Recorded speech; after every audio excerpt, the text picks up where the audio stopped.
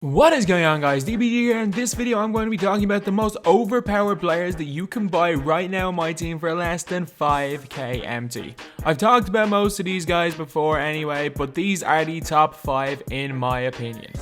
I genuinely do think that these guys are worth easily 3 times as much, and every one of them are better than some of the sapphires that are 15-20k MT. I genuinely do think that these guys are that good in my team. If we get a 300 likes, that would be insane, and we're going to be doing one for each position. So we're going to be doing 1 point guard, 1 shooting guard, 1 small forward, 1 power forward, and 1 center. And now let's get on to the 5 players. At the point guard, we have got John Wall. The point guard is actually one of those positions where there's very few really good ones under 5k MT.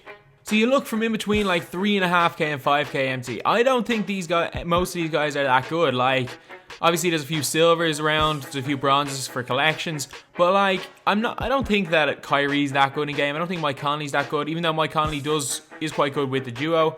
I don't think Kenny Smith's that good with his 68 driving dunk. Jason Terry is quite good. This is probably the next best you can pick up. But there's a lot of really good point guards at around the much cheaper range. So if you start going down to like, I don't know, minimum buy now of 1200. Then you start to get the good ones, like Schroeder's not bad, Jeff Teague's good, Rubio's decent. Who else is there? George Hill is good. There's a couple of good silver ones. And this is where an extreme budget, the point guard position is good, but between like 1k and 5k is not great. But John Wall is quite good. John Wall, good defensive and offensive overall, and it also gives you the option of going out with this dynamic duo, which makes John Wall even better. So John Wall by himself has got an open shot mid of 73, open shot 369, which isn't great to be honest. He's got ball control 83, which is only a bronze shoe away from being able to speed boost. Good passing vision. He's got really good speed of 92. Driving dunk of 78 is surprisingly low, but he actually dunks really well in game, even with only a 75 tendency. Great speed above 92. Acceleration 85. 6 for force, we thought for point guard.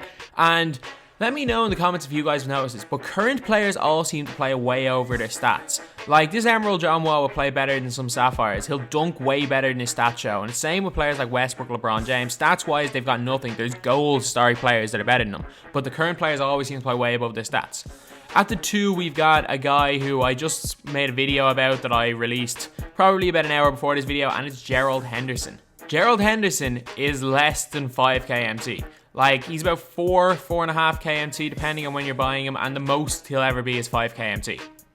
So Gerald Henderson is unbelievable in this game. Comes with 1 goal badge, goal posterizer. He's got 100 driving dunk and 100 flashy dunk tendency. He's actually got better stats and more overall total stats than the Terrence Ross card. And the Terrence Ross card is like 10 to 12k depending on when you're buying it.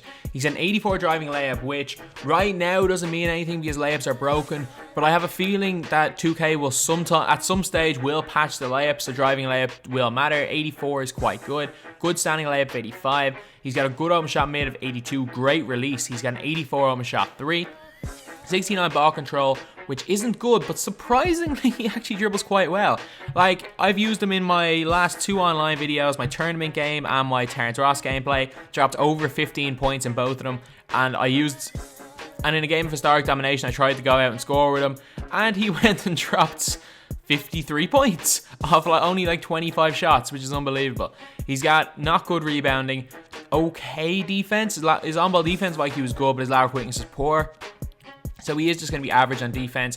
He's driving down 95, unbelievable. Contact dunk 85, unbelievable. Again, 100 tendencies as well, so he's going to jam people. He's the best dunker I've used in my team this year.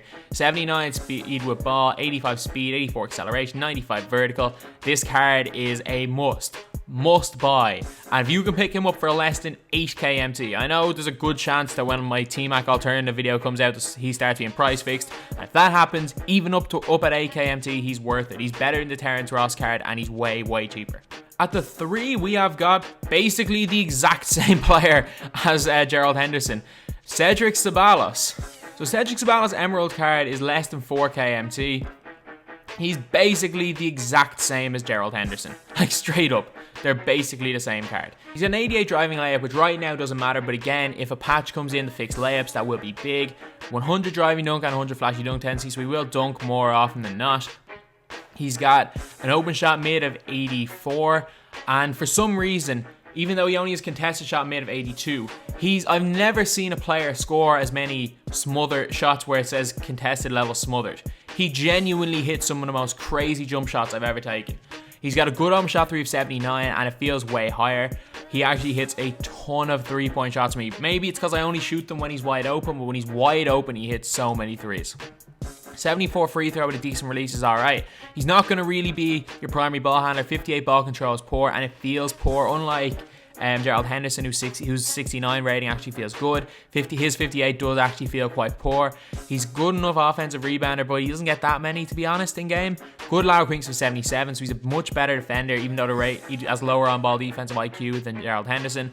He's got driving dunk 95, contact dunk 85, speed 83, speed ball 82, 77 acceleration, 85 vertical. So this card is basically Gerald Henderson, but at the small forward position. I made enough videos about this guy. I know he's going to stay around the same price. He's going to stay around the 3.5, 4K MT. So if you haven't picked up this guy, pick him up. Like, I know he's 280 in salary, but if you're on a budget, you don't need to think about salary because it's so high right now. Like, you genuinely don't have to think about it if you're on a budget. And this guy is one of, if not the best emerald small forwards in the game. At the power forward position, I thought about a lot of people. But the best power forward I've used, and he's still my starting power forward, but the best power forward straight up I've used this year, he's better than Raef LaFrentz, he's been better than Luke Walton, even though Luke Walton with the duo was very close to him. He was better than the Ian Lyon.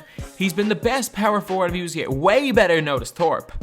And it's a gold card. He's that good. And the funny thing is, I've used the sapphire card when he dropped down to like 10k. He's not as good as the gold. Like, they have the same salary.